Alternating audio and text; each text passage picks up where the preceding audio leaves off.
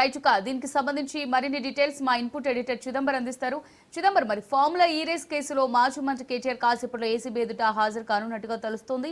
మరి ఈ formula race case ఏదైతే ఉందో దీనికి సంబంధించి ఏసీబీ ప్రశ్నించనున్నట్టుగా తెలుస్తోంది. మరి దీనికి సంబంధించి అప్డేట్స్ ఏంటి? ఎప్పటి నుంచో ఆరోపణలు వినిపిస్తున్నాయి. దానికి సంబంధించి దీంట్లో ప్రధాన సూత్రధారి పూర్తి స్థాయిలో కేటీఆర్, అప్పుడు ఎవరైతే మున్సిపల్ శాఖ మంత్రిగా ఉన్న కేటీఆర్ మొత్తం ఈ స్కామ్ను మొత్తాన్ని తెరతీశారు. అందులో భాగంగానే ఫార్ములా ఈ రేసుకు సంబంధించిన దాన్ని ఇండియాకి తీసుకొని రావడం కానీ అందులో హైదరాబాద్లో ఈ ఫార్ములా ఈ రేసుని నిర్వహించి నిర్వహించే క్రమంలో ఎవరైతే స్పాన్సర్స్ ఉన్నారో స్పాన్సర్స్ మధ్యలో దీనివల్ల పెద్దగా రాష్ట్రానికి లాభం లేదనో లేకపోతే స్పెసిఫిక్గా వాళ్ళ కంపెనీకి సంబంధించి దీనివల్ల ప్రయోజనం లేదనే ఉద్దేశంతో వాళ్ళు బయటకు వెళ్ళిపోయిన నేపథ్యంలో ఇది చాలా అంటే ఒక గ్లోబల్ ప్లాట్ఫామ్ మీదని ఇండియాకి తీసుకొచ్చి రావడం కానివ్వండి, హైదరాబాద్లో ఈ రేసులు నిర్వహించడం ద్వారా హైదరాబాద్కి దీనివల్ల ప్రపంచవ్యాప్తంగా ఒక గుర్తింపు అందుతుంది అనే ఒక ఉద్దేశంతో కేటీఆర్ ఉన్నారు. అందులో భాగంగానే ఒకవేళ ఇన్వెస్టర్లు లేకపోతే దీనికి సంబంధించిన స్పాన్సర్లు వెనక్కి వెళ్ళినా సరే ఆ ప్రమోటర్కి సంబంధించిన అమౌంట్ని మనమే పే చేసి దీన్ని సస్టైన్ చేయాలి, దీన్ని రిటైన్ చేయాలనే ఉద్దేశంతోనే కేటీఆర్ ఆ అమౌంట్ ఆ కంపెనీలకు పే చేసినట్టుగా మొదటి నుంచి చెప్తూ వస్తున్నారు. అందులో భాగంగానే ఆ 54 కోట్లకు సంబంధించిన 55 కోట్లకు సంబంధించిన చెల్లింపులు చేశామంటూ చెప్తున్నారు. అయితే ఇందులో అవకతవకలతో పాటు అవినీతి కూడా జరిగింది అన్నది కాంగ్రెస్ పార్టీ ప్రభుత్వం ఇప్పుడు ఆరోపిస్తుంది. అందులో భాగంగా దానికి సంబంధించిన కొన్ని ప్రైమా ఫేసి ఆధారాలను బేస్ చేసుకుని దాని మీద ఒక కేసు నమోదు చేసి ఆ ఏసీబీకి సంబంధించిన కేసులో విచారణ కోసం పిలవడము, ఆ ఏసీబీ కేసు నమోదైన వెంటనే ఇందులో ఫెమా చట్టాల ఉల్లంఘనతో పాటు మనీ లాండరింగ్ జరిగిందన్న అనుమానంతో ఒక కేసుని కూడా ఈడీ ఇప్పటికే నమోదు చేసిన నేపథ్యం మనం చూసాం.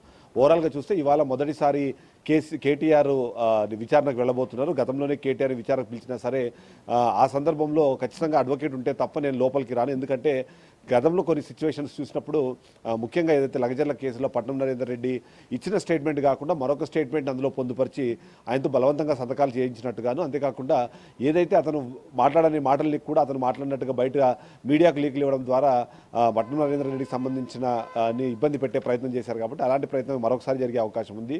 నేను మాట్లాడిన మాటలు కాకుండా వేరే విషయాల్ని బయటికి తీసుకెళ్లడం ద్వారా నా ప్రతిష్టకు భంగం వాడి ప్రయత్నం చేస్తాననే ఉద్దేశంతోనే ఖచ్చితంగా నాతో పాటు ఒక అడ్వకేట్ ఉండాల్సింది, అడ్వకేట్ సమక్షంలో మాత్రమే నన్ను విచారించాలంటూ తాను గతంలో జరిగిన విచారణకు హాజరైన దాదాపు 40 నిమిషాల పాటు రోడ్డు పైన ఉండే లోపలికి వెళ్లకుండా ఆగిన పరిస్థితి మనం చూస్తున్నాం. కానీ ఈసారి హైకోర్టు ఇందులో ఇంటర్వ్యూన్ అయింది. హైకోర్టుకి ఏదైతే నిన్న లంచ్ మోషన్ పిటిషన్ దాఖలు చేసిన కేటీఆర్కి అడ్వకేట్ని అలౌ చేస్తాం, కానీ అడ్వకేట్ని ఇన్వెస్టిగేషన్ రూమ్లో కూర్చోడానికి మాత్రం పర్మిషన్ ఇవ్వకుండా కొద్ది దూరం నుంచి విజిబిలిటీ ఉన్న దూరం నుంచి ఆయన కూర్చోబెట్టేలాగా, అందులో ముఖ్యంగా ఏదైతే ఏసీబీ ఆఫీస్లోని లైబ్రరీ నుంచి ఇన్వెస్టిగేషన్ రూమ్ అనేది చాలా క్లియర్గా కనిపిస్తుంది కాబట్టి అక్కడ కూర్చోడానికి ఏర్పాట్లు చేసేలాగా, అలాగే ఆడియో అలాగే వీడియోలను రికార్డ్ చేసి వాటిని ఫర్దర్ సబ్మిట్ చేసేలాగా ఒక తీర్పునిచ్చిన నేపథ్యంలో ఇప్పుడు ఆ ఏసీబీ విచారణకు కేటీఆర్ హాజరవుతున్నారు. విచారణకు హాజరయ్యే క్రమంలో ఏదైతే ప్రశ్నలు అడగబోతున్నారో దానికి సంబంధించి ఇప్పటికే ఒక ప్రణాళిక సిద్ధం చేసుకుంది ఏసీబీ. ముఖ్యంగా ఏదైతే గ్రీన్ కోకి సంబంధించిన 41 కోట్లకు సంబంధించిన ఏవైతే బాండ్స్ వచ్చాయి ఎలక్టోరల్ బాండ్స్కి అలాగే 54 కోట్ల రూపాయల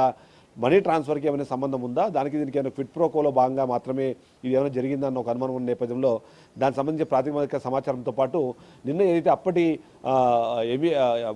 మున్సిపల్ అడ్మినిస్ట్రేషన్ అలాగే హెచ్ఎండిఏ కమిషనర్గా ఉన్న అరవింద్ కుమార్ నిన్న ఇచ్చిన సమాధానాలు కానివ్వండి, ఆయన చూపించిన సాక్ష్యాలు ఏవైతే ఉన్నాయో ఆధారాలను బేస్ చేసుకొని వాటన్నింటినీ ముందు పెట్టి ప్రశ్నించే అవకాశం ఉంది. అందులో భాగంగా ఇప్పటికే ఒక ప్రశ్నావళిని ఇప్పటికే రెడీ చేశారు. అందులో చాలా క్లియర్గా గ్రీన్ కోకి అలాగే ఈ ఇష్యూకి సంబంధించి ఏమైనా కనెక్షన్ ఉందా, దాంట్లో క్విడ్ ప్రో కోలో భాగంగానే బీఆర్ఎస్ పార్టీకి ఎలక్ట్రల్ బాండ్స్ ఏమైనా ఇచ్చారన్న విషయంపైన చర్చించే అవకాశంతో పాటు అది ప్రతి ఒక్కరికి చాలా క్లియర్గా తెలుసు. హెచ్ఎండిఏ నామ్స్ ప్రకారం 10 కోట్లకు మించి ఏదైనా అమౌంట్ ట్రాన్స్ఫర్ చేయాలంటే ఖచ్చితంగా అది క్యాబినెట్ అప్రూవల్ ఉండాలి. క్యాబినెట్ లోట్ లేకుండా క్యాబినెట్ అప్రూవల్ లేకుండా అమౌంట్ ఎలా ట్రాన్స్ఫర్ చేశారు, దానికి సంబంధించి మీరు ఇచ్చిన ఇన్స్ట్రక్షన్స్ ఏంటి, ఆ ఇన్స్ట్రక్షన్స్లో ఫోర్సబుల్గా ఏమైనా చేశారన్న విషయాన్ని కూడా అడిగే అవకాశం ఉంది. అంతేకాకుండా అప్పుడు ఎలక్షన్ కోడ్ అమల్లో ఉండగా క్యాబినెట్ అప్రూవల్ లేకుండా అమౌంట్ ట్రాన్స్ఫర్ చేయమని చెప్పి ఎలాంటి ఆదేశాలు ఇచ్చారు, ఎందుకు ఆ ఆదేశాలు ఇవ్వాల్సి వచ్చిందన్న విషయంపైన కూడా క్లారిటీ తీసుకునే అవకాశం ఉంది. దీంతో పాటు చెప్పండి దీంతో పాటు ఏదైతే ఇప్పటికే వీళ్ళు ఇచ్చిన సమాచారం ఏదైతే ఉందో సమాచారం కానీ సమాధానాలు కానీ వాటిని అదే సిమిలర్ ప్రశ్నలు కేటీఆర్ అడగడం ద్వారా వాళ్ళు ఇద్దరు ఇచ్చే సమాధానాలను సరిచూసుకునే అవకాశం కూడా మనకు కనిపిస్తుంది. అమృత రైట్ చిదంబర్, ఇప్పుడు చూసినట్టయితే బీఆర్ఎస్ నేతలు అంటే మనం ఇంతకుముందు విజువల్స్లో చూసినప్పుడైనా బీఆర్ఎస్ నేతలు ఏం చెప్తున్నారు, ఇది ఒక వట్టి ఫాల్స్ కేసు, అసలు ఇందులో నిజం లేదు, ప్రభుత్వం కుట్రపూరితంగానే కేటీఆర్ ఇందులో ఇరికిస్తోంది, అరెస్ట్ చేయాలని భావిస్తోంది అని చెప్తున్నారు.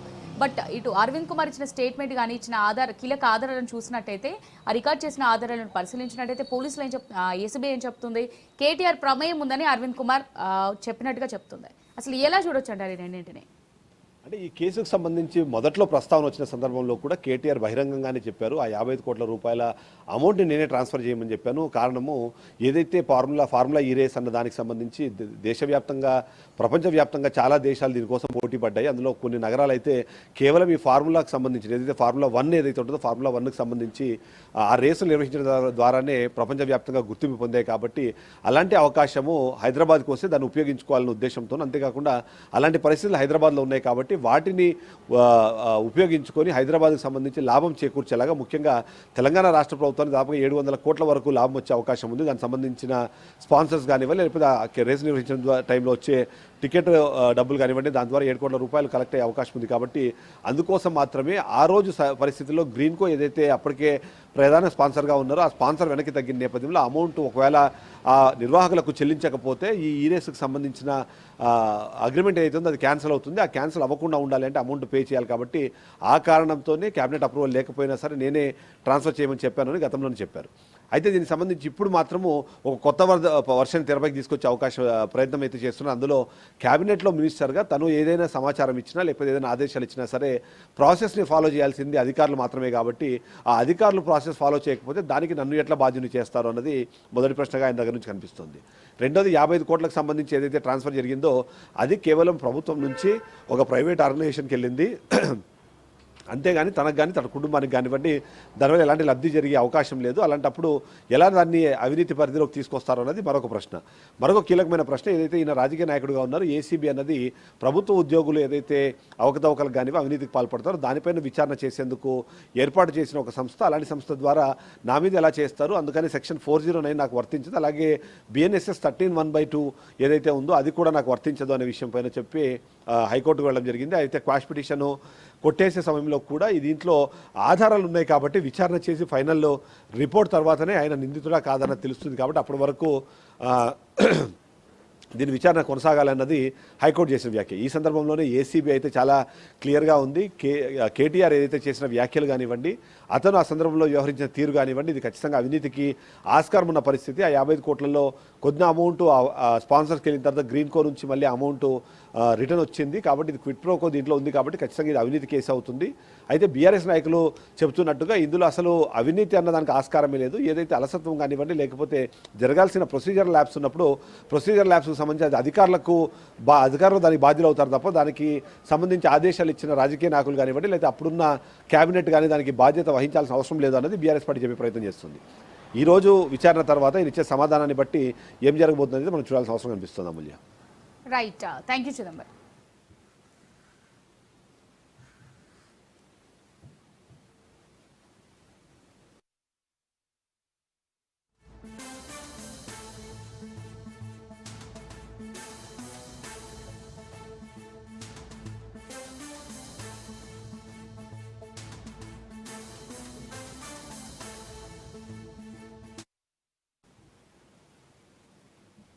రైట్, ఫార్ములా ఈ రేస్ కేసులో మాజీ మంత్రి కేటీఆర్ కాసేపట్లో ఏసీబీ ఎదుట హాజరు కానున్నారు.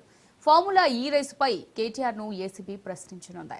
రేసు నిర్వహణకు అరవింద్ కుమార్ ఇచ్చిన ఆదేశాలపై ఏసీబీ ప్రశ్నించనుంది. అరవింద్ కుమార్ ఇచ్చిన స్టేట్మెంట్ రికార్డ్ చేసిన అంశాల ఆధారంగా అధికారులు విచారణ చేపట్టనున్నారు. ఒప్పందంలో కేటీఆర్ పాత్రపై అధికారులు ఆరా తీసే అవకాశం ఉంది. విదేశీ సంస్థకు నగదు చెల్లింపులో కేటీఆర్ ఇచ్చిన ఆదేశాలపై ప్రశ్నించే అవకాశం ఉంది.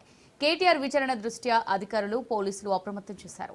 బంజారాహిల్స్లోని ఏసీబీ ఆఫీసు వద్ద భారీ భద్రత ఏర్పాటు చేశారు. కేటీఆర్ వెంట విచారణకు న్యాయవాది వెళ్లేందుకు హైకోర్టు అనుమతి ఇవ్వడంతో న్యాయవాది రామచంద్రరావు కేటీఆర్ వెంట ఏసీబీ ఆఫీసుకు వెళ్లనున్నారు.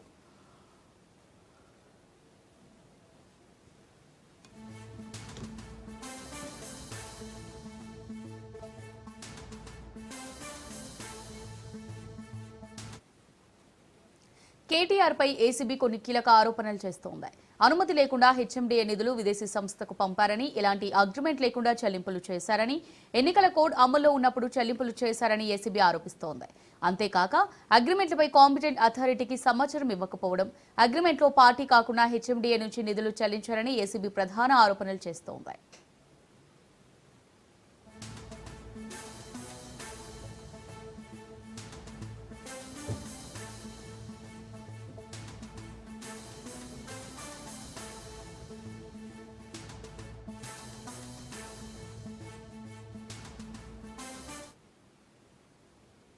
ఫార్ములా ఈ రేస్ కేసులో మాజీ మంత్రి కేటీఆర్ కాసేపట్లో ఏసీబీ ఎదుట హాజరు కానున్నారు. ఫార్ములా ఈ రేస్ పై కేటీఆర్ ను ఏసీబీ ప్రశ్నించనుంది. రేసు నిర్వహణకు అరవింద్ కుమార్ ఇచ్చిన ఆదేశాలపై ఏసీబీ ప్రశ్నించనుంది. అరవింద్ కుమార్ ఇచ్చిన స్టేట్మెంట్, రికార్డు చేసిన అంశాల ఆధారంగా అధికారులు విచారణ చేపట్టనున్నారు. ఒప్పందంలో కేటీఆర్ పాత్రపై అధికారులు ఆరా తీసే అవకాశం కనిపిస్తోంది. అయితే విదేశీ సంస్థకు నగదు చెల్లింపులో కేటీఆర్ ఇచ్చిన ఆదేశాలపై ప్రశ్నించే అవకాశం ఉంది. కేటీఆర్ విచారణ దృష్ట్యా అధికారులు, పోలీసులు అప్రమత్తం చేశారు. బంజారాహిల్స్లోని ఏసీబీ ఆఫీస్ వద్ద భారీ భద్రత ఏర్పాటు చేశారు. కేటీఆర్ వెంట విచారణకు న్యాయవాది వెళ్లేందుకు హైకోర్టు అనుమతి ఇవ్వడంతో న్యాయవాది రామచంద్రరావు కేటీఆర్ వెంట ఏసీబీ ఆఫీస్కు వెళ్లనున్నారు.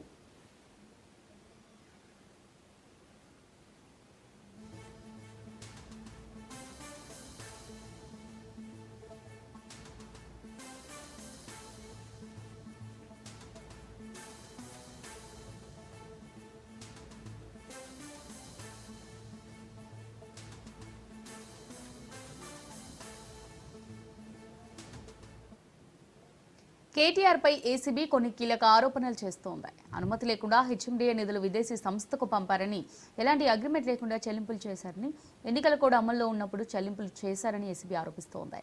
అంతేకాక అగ్రిమెంట్పై కాంపిటెంట్ అథారిటీకి సమాచారం ఇవ్వకపోవడం, అగ్రిమెంట్లో పార్టీ కాకుండా హెచ్ఎండిఏ నుంచి నిధులు చెల్లించారని ఏసీబీ ప్రధాన ఆరోపణలు చేస్తోంది.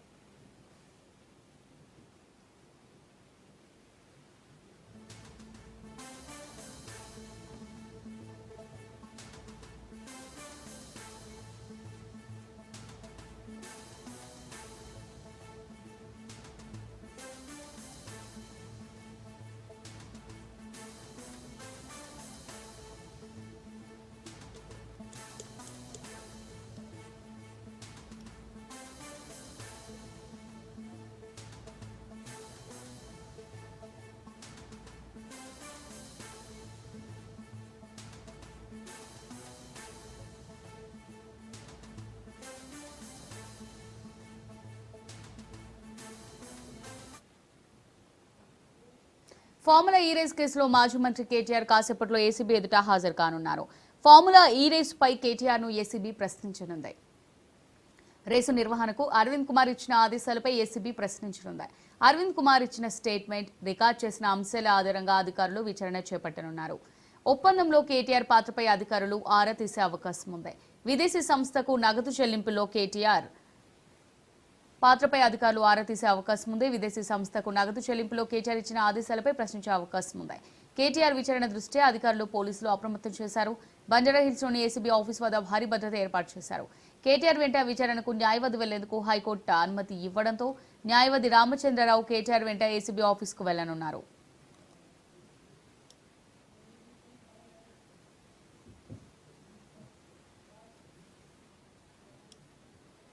కేటీఆర్ పై ఏసీబీ కొన్ని కీలక ఆరోపణలు చేస్తోంది. అనుమతి లేకుండా హెచ్ఎండిఏ నిధులు విదేశీ సంస్థకు పంపారని, ఎలాంటి అగ్రిమెంట్ లేకుండా చెల్లింపులు చేశారని, ఎన్నికల కోడ్ అమల్లో ఉన్నప్పుడు చెల్లింపులు చేశారని ఏసీబీ ఆరోపిస్తోంది. దీనికి సంబంధించి మరిన్ని డీటెయిల్స్ మా రిపోర్టర్ పవన్ లైవ్ ద్వారా అందిస్తారు. పవన్, మరి చూసినట్టయితే కాసేపట్లో ఏసీబీ ఆఫీస్ కు కేటీఆర్ లాయర్ తో కలిసి వెళ్లనున్నట్టుగా తెలుస్తోంది. దీనికి సంబంధించి అప్డేట్స్ ఏంటి?